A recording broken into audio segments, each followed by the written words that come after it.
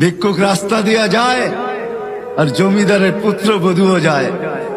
একজন সামনের থেকে আসতেছে, একজন সামনের দিকে যাইতেছে। দুইজনের ক্রসিং এর সময় ভিক্ষুকের গায়ের কাদা জমিদারের পুত্রবধূর গায়ে লেগে গেছে। সে দুনিয়া আন্ধার করে ফেলছে, স্বামীকে টাইকা নিয়ে আসছে, বলছে ভিক্ষুক আমার কাপড় নষ্ট করে দিছে। সে শুধু ভিক্ষুক ছিল না, বৃদ্ধ ছিল। বৃদ্ধ ছিল না শুধু, জীর্ণ ছিল, শীর্ণ ছিল। শরীরে কাপড় ছিল না, ফাটা চিরা কাপড় ছিল। পায়ে জুতা ছিল না, পেটে ভাত ছিল না।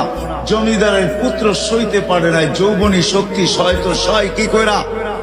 তার স্ত্রীর গায়ে ভিক্ষুকের কাদা, বস সমগ্র শক্তিকে হাতে জমা করা, একত্র করা বৃদ্ধের গালে বসায়।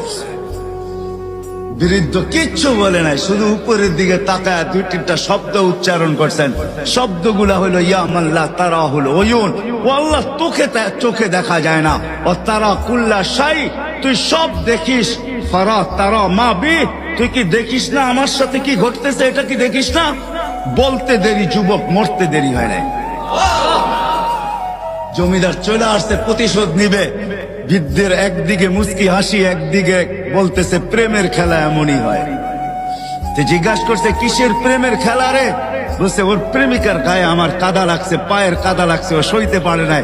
যৌবনী শক্তি দিয়ে আমার বৃদ্ধ গালে বসায় দিছে। আমাকেও একজন ভালোবাসে, সেও সইতে পারে না, সেও সইতে পারে না। ও তো থাপ্পড় দিয়া ক্ষান্ত, সে জান নিয়ে নিছে, জান।